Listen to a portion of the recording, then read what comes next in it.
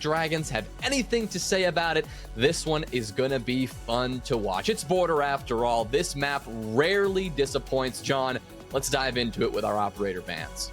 A lion removal off the rip, and then followed by a thermite.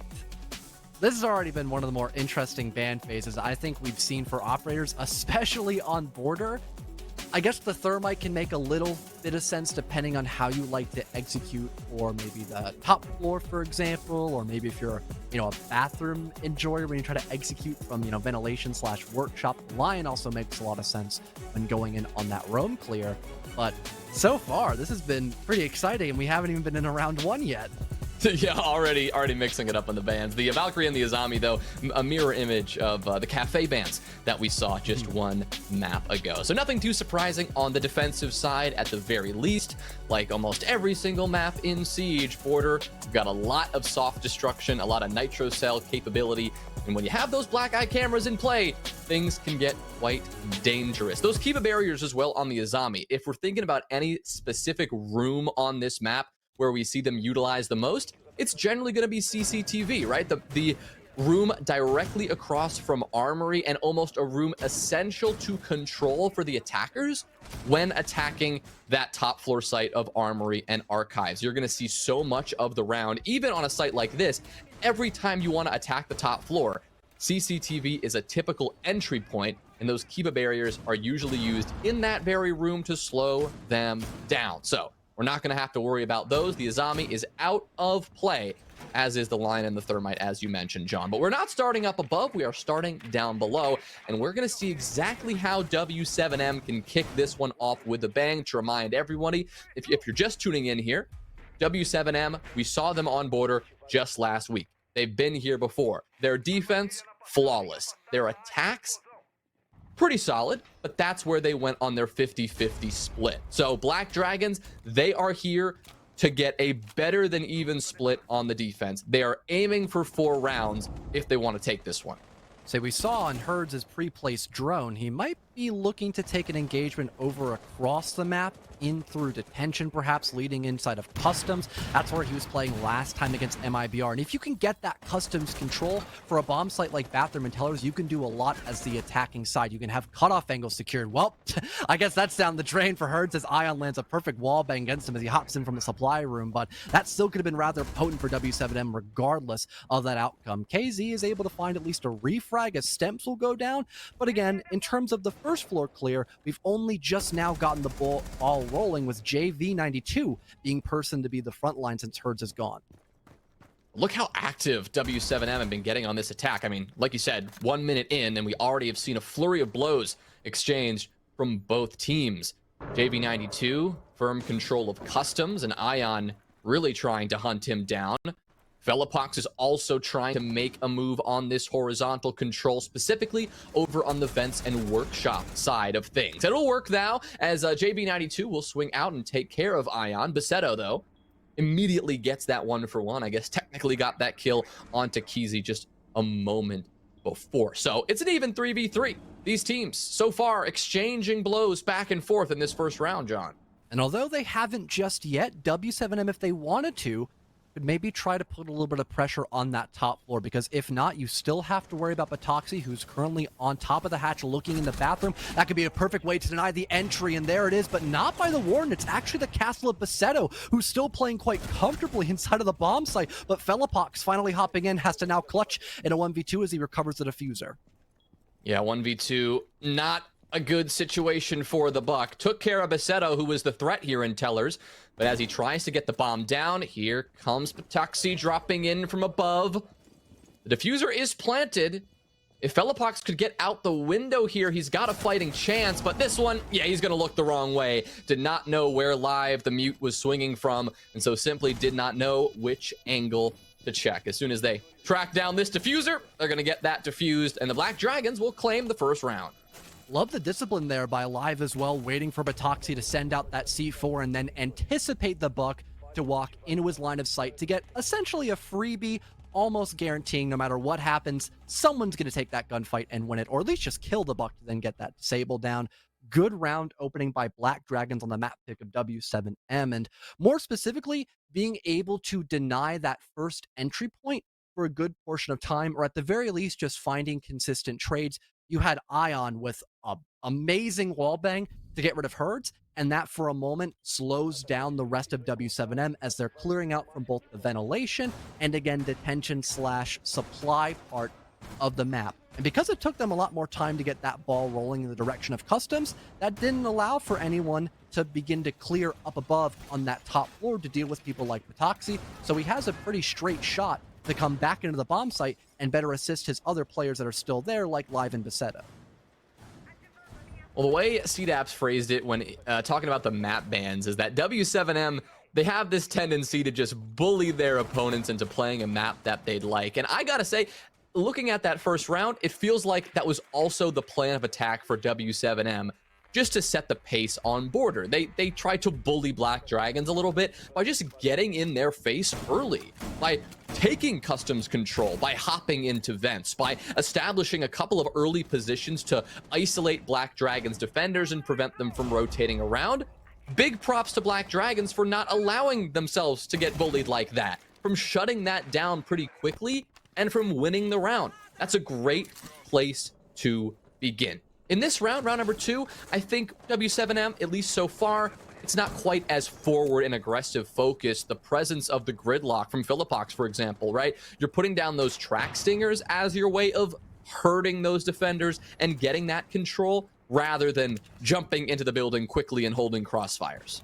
KZ looking to Gara hook up into the main balcony. The gridlock take that first engagement, a double swing by Black Dragon just to force them back. But here comes the execute now by W7M, swiftly denied by Live as of now, but someone's getting close behind that smoke grenade. It's KZ with the SMG to equalize. He's got sight control, almost loses it though, but now the Ying is in here to potentially get that diffuser down too.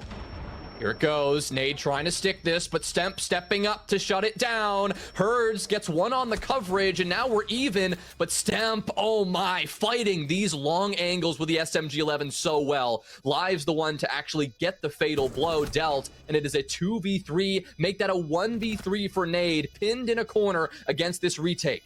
He knows the defenders have to line up for him, though. He knows where they're coming from. If he can avoid this smoke, he'll be fine, but he's on 1 HP. The pre-fire onto Besetto is good enough. Live's position is known. He has to sprint through just in the nick of time. And now the Candelas go out to delay this even further. One bullet landed from Nade now, and Live has to stick this, but he gets off! And did he get back on in time? That's the question. Counting down to 1. Not quite. Not disarmed in time. And it looks like W7M will take it.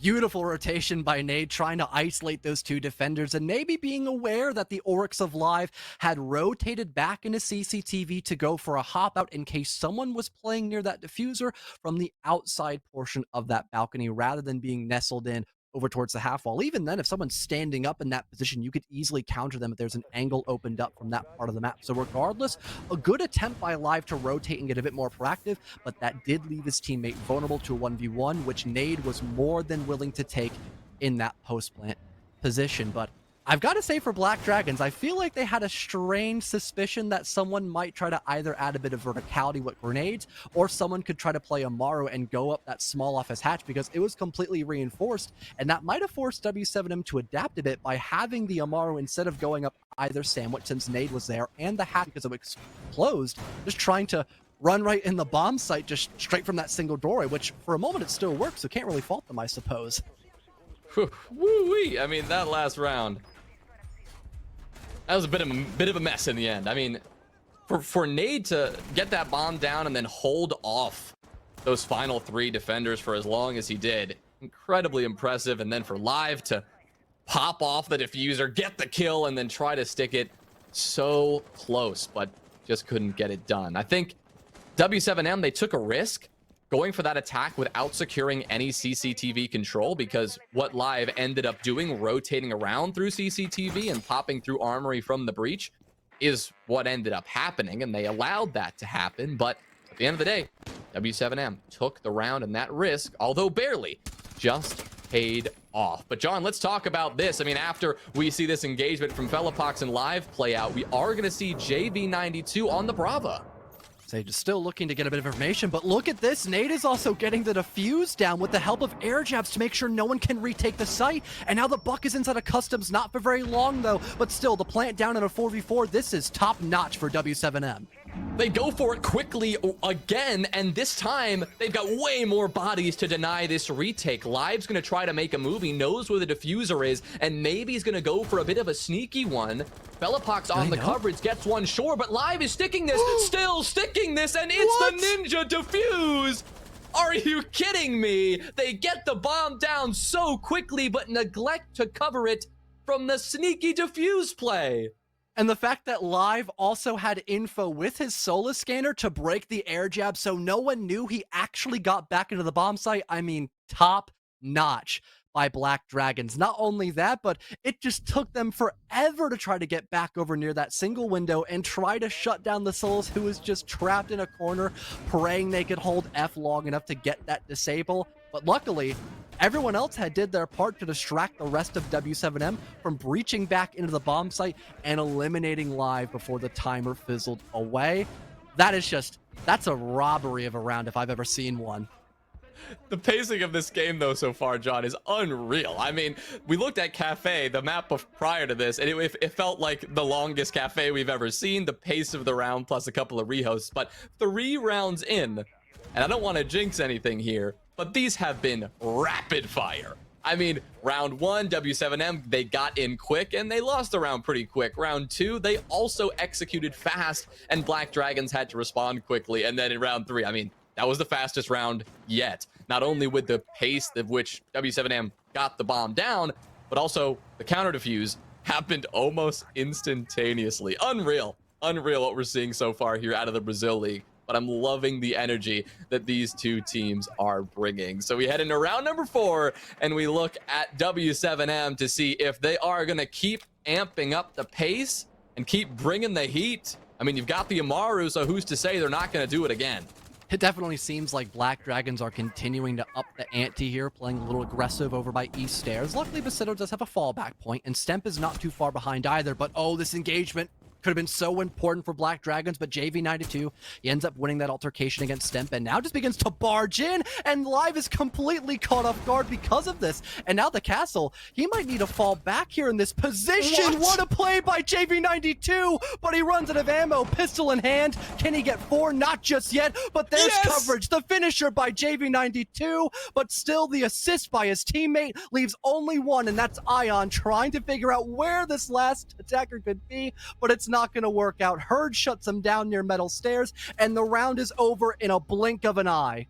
Oh, it's chaos on border. It is unreal what we are seeing right now. W7M, I pose the question, are they going to stay as aggressive? Are they going to stay as hungry for these round wins? But JV92 answered that question swiftly. He didn't technically get credit for that last kill because of the down, but I'm going to count it. I'm going to write that down as a quad because boy, oh boy, did he deserve it. Just popping into that top floor, totally backstabbing Black Dragons who had no idea what was coming. Just that 1v1 style play. JV92 may have had a drone at his feet, but that is it. There was no other support there, immediately pushing into CCTV. Did all the work himself. You love to see it. We're tied up at 2, and as much as we could make some hypotheticals about what's going to happen in round 5, John, I think we've learned, let's not even speculate, because W7M are going to defy our expectations at every turn.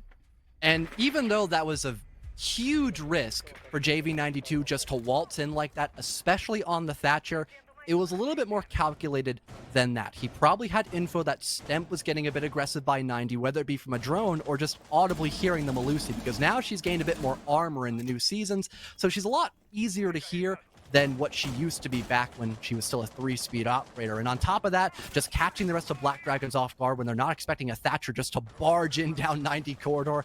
I mean, the perfect remedy to keep even against Black Dragons, who have also shown the same type of aggression in this first half. Well, as the slow part of the round starts off, W7M looking to get their bearings here, and so are Black Dragons. You see Patoxy. He knows exactly what he's dealing with, starts to spot out W7M as they make their push. Basetto, tough timing there, holding that angle, and gets off it just as KZ begins to swing. KZ darting back and forth at this window, tempting fate almost, but thankfully, at least for W7M, Black Dragons have made a smarter choice and have chose to back off into office a little bit deeper to play a touch safer going forward. AV92 still looking through that vertical in case someone crosses past his line of sight, but it seems like for most of Black Dragons, they've fallen a bit closer to the bomb site. Still a little bit extended, though, waiting for someone over by East Stairs, perhaps, to get a bit aggressive. And there it is. It's KZ to start the entry kill onto Patoxy, as now Nade will begin to work his way inside of office as well, opening up that back fountain wall, which luckily no defenders are back there. It isn't going to be another kill just yet for W7M, but I might have spoken too soon. It seems like someone's close to top metal, which isn't too far away from this position the Ace is currently holding. Well, typically there'll be a rotate between Fountain and top metal, allowing Black Dragons, allowing this defense to move through if they need to. That's exactly what we're seeing now from Basetto. Top metal, he'll now move back into Fountain. Low HP, so he'll take this prone angle and try to hope that he can win one of these more passive fights. He's got the support from Live. The Oryx is in position to bolster the smoke in this hold, and he'll actually go for two. That's back-to-back for Live. He gets lit up, but he stays in this fight, and I don't know if Fellapox knows that there is a smoke lying prone around the other side. I wouldn't mind if he threw out one of these toxic canisters to get some more damage onto this attack, but at the end of the day, his position right now is unknown. He can remain hidden as long as he stays inactive on the ground. But he's going to have to step up eventually, because wait a second, Nade's trying to get this bomb down. Insufficient coverage, though, allows Stemp to step up and deny it. Long angle from Ion, and finally, Basetto, who was lying in wait for so long, steps up to finish off the round with a kill. Black Dragons, that's their third round so far this half. Playing a dangerous game of patience. It eventually works out, though, for the smoke, as at least the Mute was able to, hop in and stop that diffuser going down from the hands of Nade, and no one else could properly retake from that position since they still lost that fountain control by Basetto just never being droned out by W7M. I think they checked it originally and it was clear, so they weren't really expecting someone to be just tucked behind the fountain itself, just waiting in close quarters with that FMG9. Not only that, but Live covered a lot for the smoke, just sitting in the back of CCTV. No one eventually adjusted to try to take care of him, so at Live collecting two separate kills in that position, he not only, made sure that no one could push into Fountain to directly challenge Basetto, but also just make sure that no one even knew he was there, so when the post plant goes down, you've got a really solid option to retake with either your Toxic Babes or just being so close as to where the attackers are planning. We also saw a perfect example that round of why you place rotate holes on the walls that you do, right? I feel like in ranked games all the time, right? You've got like, the rotate should go over here. No, the rotate should go over there. But in that case, right? You saw why. In Fountain, you place that rotate right by the metal stairs. You place the rotate in CCTV as well into 90 Hall, so that someone like Live could have an angle all the way into office and support his teammate in Fountain. Those two elements combined in that round to just be a perfect turn of events for Black Dragons. And honestly, they're going to leverage that momentum and start this next round off with a bang. It's going to be Fellapox, the first to fall. The sledge is gone already. The saving grace for W7M is the fact that they brought double soft destruction focused operators. They still have the buck and that skeleton key, so even though they did lose a body and some nades, they still have a good bit of destruction left to put forward on this map. Basetto, seeing that W7M are looking for more of a bathroom focused take, he'll try to peek out, maybe spot a couple of drones, perhaps destroys one, and then just begins to nestle away. So far, no one has cleared out this top floor, so theoretically speaking, if that continues to happen, you could maybe see some vertical go down by Black Dragons to make sure no one can plant that diffuser safely, which for now isn't going to be on the drawing board for W7M for quite some time, as again, they still need to take care of this top floor, which eventually Nade will set up to do so, and even an air jab deployed for good measure potentially by the Nomad, just to double check to see if anyone wants to get aggressive, they'll be punished swiftly for it. But a minute 30 has already burned off the timer here, Jonah, and for once, W7M, they've looked rather, I'd say, stagnant, despite them being so close to the bomb site. Well, we're seeing them try to make some progress here. I mean, right there. Oh no! The timing on both players. One threw a nade, the other threw a smoke. And finally, as the exchange actually happens as planned, it is Herds who comes out on top of not only one, but two fights in that same position. Now, it's perfectly reasonable to try to get this bomb down, but you got to remember, there's a hatch above you, Nade. There's Patoxy sitting above, and you're not going to be able to get this bomb down on default as long as the defense controls this top floor. Herds is now going to try to relocate, get this bomb down elsewhere. But there's information. Here comes the drop from the Mira. Easy denied. Herds last alive and quickly dealt with.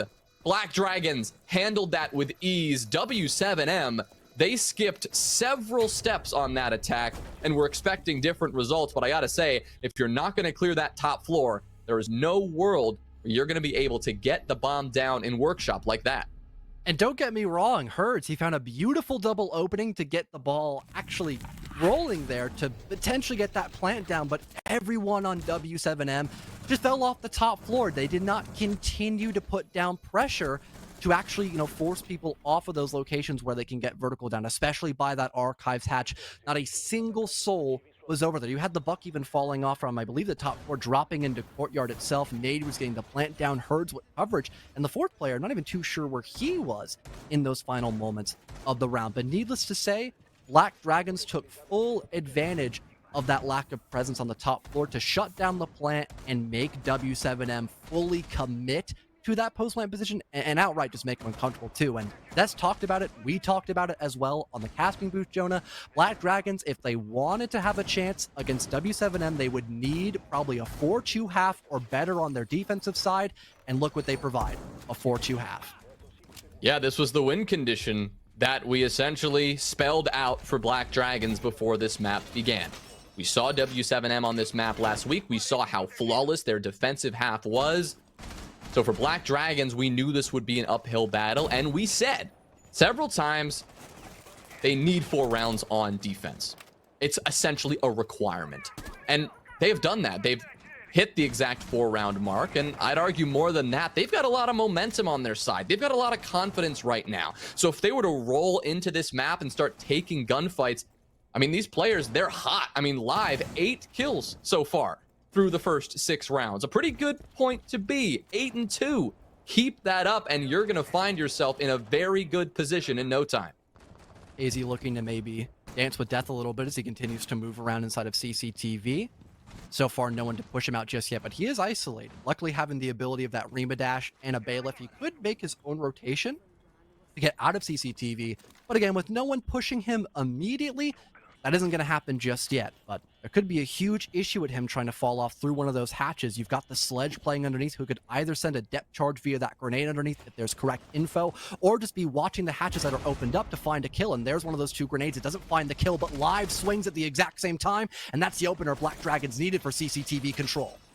Yeah, while the nade didn't technically find the kill, it forced KZ to move, and move into a crosshair, and that's exactly what he did. Nade will neutralize that opener, though, with a nice placed C4 onto the feet of Stemp. So ends up going 1 for 1, and it's not too much trouble either way. But Black Dragons, they can rest a little easier now that they've cleared out CCTV. They've taken that control that we've described as such a necessary component of these top floor attacks. The Mira, of course, complicates things because JB92 can play on this wall actively, denying you from rotating anywhere in CCTV or over towards that main breach.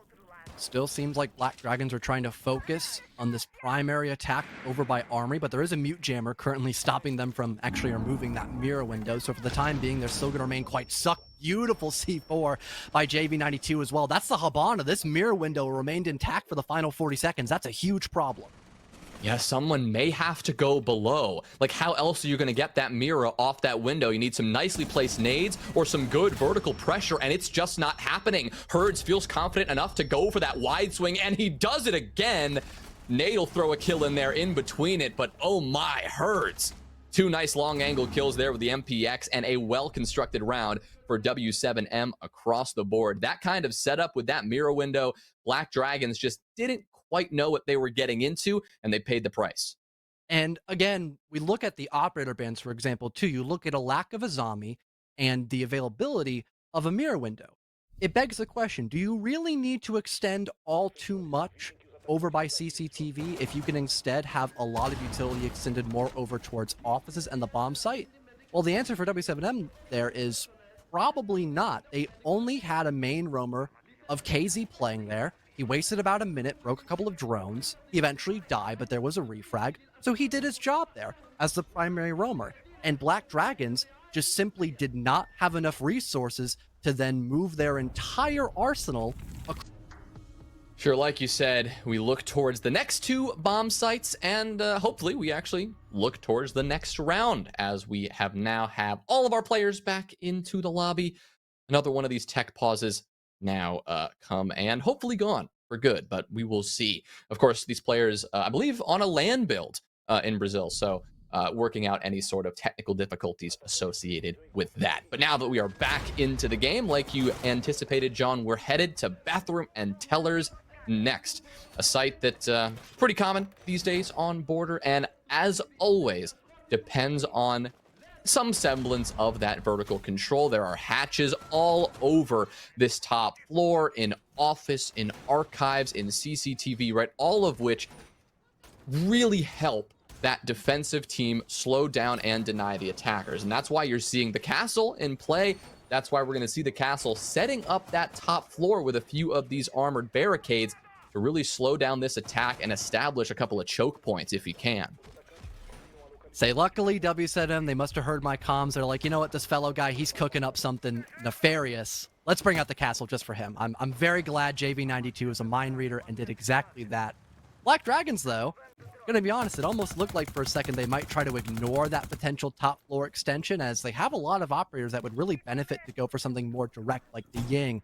They even have more aggressive ops like maybe that Amaru as well, maybe trying to just, I don't know, hop into the bomb site, get the plant down, then go up the hatch to hold a post-plant position. If he were to try something that wild, they would, of course, need to clear out the top floor, which so far, that hasn't happened yet by Black Dragon, so I'm really interested to see what they try to implement with these operators. Oh boy. They're looking to get involved quickly. Here goes Basetto into the site.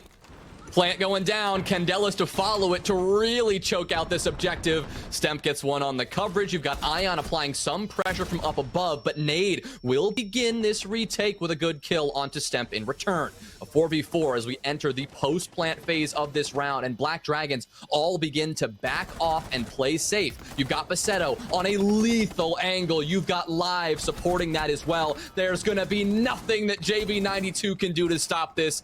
It's all up to Fellapox up above, and this round is curtains. Ion with the final kill, and Black Dragons with a decisive win coming out of the break. Solid read there as well by Black Dragons, noticing there wasn't really anything to stop a direct rush like that. There was no Warden to counter the Candelas. There weren't a lot of Nitro cells deployed either, and even though there was a smoke on the board, he wasn't defending the bomb site. He was up above with the rest of his teammates for that extension they set up during the prep phase. So with Black Dragons having little to no, little to nothing defying them from just hopping into the bomb site. I mean, it was a straightforward post plant. A little shocked that they really only used the Amaru just to kind of open up the window instantaneously just to give away less of their intentions, but it was a really good idea. Maybe having stuns as well just to double down in that position too would have been helpful, but still, the general point came across quite clearly by Black Dragons as they now take their 5th round. God, I love that creative use of the Amaru. I really do. I mean, normally when you think of that Gara hook, you're like, all right, you can fast rappel onto the roof or a window up above. You don't usually think of Amaru as like someone who can just burst into a first floor window and surprise the defense. But that's exactly what she was used for there, right? Like, it doesn't matter if you're not gaining elevation, you just crack open the window and you're inside instantaneously. Just like that, you have the opportunity to get the bomb down. So Black Dragons showcasing a good bit of that creativity, and well, creativity that's already paying off, denying W7M any sort of flawless defensive performance, and more than that, I mean, continuing to hold this 2-round lead. W7M, there's really no other way you can put it. They are on the back foot here. It's not something that we thought we'd be saying. I'm sure it's not something that W7M anticipated coming into this one either. But Black Dragons are here to play. Not only that, but again, to harp on Black Dragons and their improvement this game so far compared to last week, they're also bringing out a new lineup to adapt against what W7M brought out last time they picked this bomb site. They now have pocket EMPs for a potential mute jammer in case there was the same setup, and they also have the aggressive role of Live, who creeped up the metal staircase, but doesn't check all the way through that banana part of CCTV and gets instantly traded by Herds. So he can still prolong this push eventually from the CCTV side, but definitely a lot of chaos caused just by one operator creeping up. Oh yeah, nearly found 2 kills. I will say he did have the advantage in that gunfight against Herds, but just glossed over Herds' head behind the monitors. It was very hard to see, kind of camouflaged with the background there. So unfortunate timing on the second kill, but great timing on the first one to net the opening frag of the round. Stemp will also continue to drive the knife in deeper to W7M as JV92 is taken care of. 4v3, Black Dragons looking to continue to punish W7M at every turn. They've slowed things down a little bit here, trying to drone out the position of Herds, and once they do, he steps up and gets taken care of. No one playing off of that Mira, not giving info to the Oryx. There's someone close by to the bomb site, really costing him his entire life. And now a 4v2 advantage for Black Dragons, looking to make it another one, and they get it, no questions asked. Leaving just Velopox, top metal stairs. He'll be put out of his misery as well, with Black Dragons scoring match point against W7M. I mean, this is unreal. Black Dragons are putting on a clinic, and W7M, who not only we spent plenty of time talking about their prowess internationally and how good they are as a team, but specifically on this map, they were vicious just 1 week ago. Black Dragons have clearly done their homework because they have come to play, baby. Oh my. Right now, they're sitting on match point and have a chance to put W7M out of their misery at 7-3. And what a statement that would be. You take the second best team internationally and you put them in their place on week 2 of the Brazil League, on play day 2 of the Brazil League. Obviously, don't want to get ahead of myself here, but my oh my, that would be a statement and a half. I mean, this is something only the coin expected. Maybe there's just something that thing knows that we simply do not, but W7M being put through the ringer on Border, a map they looked fantastic on just a week ago. I mean, a lot of it has got to come down to the coordination that Black Dragons are producing. Everyone is on the same page no matter what happens. Even though you had Live immediately traded, you still have everyone accounting for that Oryx who is inside of CCTV, and eventually he's dealt with, leading us into a 4 versus 2. Not only that, but there's still an emphasis on the potential of roamers playing underneath for maybe plant denial or just trying to hit a flank last minute. So they take advantage of that by putting even more pressure on that top floor, forcing the roamer to eventually retake in a treacherous position. I mean, again, I talked about the adaptability earlier on as well. They were very much prepared to deal with that exact same lockers defense that W7M had quite the success on the first time they brought it out, and now they are down a whopping 3 rounds. And even if they end up getting those 3-round wins in a row, they still have to go to overtime. This is definitely not a good sight for W7M whatsoever on Border so far. And just to remind you, I mean, last week, Black Dragons, they lost in overtime to LFO, right? A team with some familiar names on it, but a team that we're still trying to get our bearings on here. We don't know too much about. So when Black Dragons comes out in week 1 and loses to LFO, you're thinking, okay, maybe this is either a great time for LFO or Black Dragons are just not quite there at the point they'd like to be this stage. I think so far, at least here on Border, they have proven that statement wrong. So very wrong, because here they are on match point, 6-3, 3-point lead right now. So W7M, they've got a big comeback to make, and Black Dragons, they've got a little bit of a cushion to play with. 3 rounds feels significant, but against a team like W7M, who are very momentum based, and once they get rolling may not stop, it will be a little bit of a slimmer, it'll feel a lot slimmer of a lead than it looks like. Seems for a moment KZ was contemplating almost giving up CCTV, not wanting to take that first engagement, but it looks like he's still just kind of dancing around that rotate hole, not fully willing to fall back without some sort of early engagement or breaking a couple of drones, even as backup by someone near that rotation between both CCTV area and also Fountain. Another nade tossed out by Ion. Once again, it'll be a dud, but there's still some more damage to be done. JV92 springs up, gets rid of Live, someone who's been oh so potent, but the second nade is a good adjustment there by Ion. Gets rid of KZ. Things are still even as once again your primary roamer is the one to go lights out here firsthand. But keep in mind, this is a very similar progression to the last time we were on Armory and Archives, where W7M won this round, with the Mira setup was enough to push them through. So if Black Dragons want to take this, they have to figure out a way to deal with the Miras on that Armory side, or shift things up and go for the Archive side instead. And it looks like that's what we're seeing here. Right now, you've got 3 attackers working their way towards Office. I guess rather 2 attackers at this point, because we are seeing a couple of them continuously pivot over towards that CCTV side. But again, these mute jammers are getting in the way of Black Dragon's success. They can't pop this Mira. The only thing they can do is flash, send that EMP in, and hope that they can force Herds out with enough time left on the clock. And for Herds as well, being so low in HP, he's got to make a decision whether to play here with his life or potentially cost a 4v2 for Black Dragons, as they are knocking on the doorstep of Archives. Yep, it's a 4v3 in Herds, and very low HP here. Nade trying to make an impact with that C4, but it misses. And Ion, with another life in this round, will swing with his team. It's Basetto, it's Stemp. They'll each get one. Nade will get one back, but is now all alone. The double swing, it's Patoxy to take it, and it is Black Dragons who deliver a significant upset here against W7M. They will close the door at 7-3 on Border and take down the second best team in the world here in the Brazil League. Black Dragons take the dub. Starving for a win, and eventually they break into it 7-3. Definitely a good look for Black Dragons, needless to say, especially how they went about securing this victory against W7M.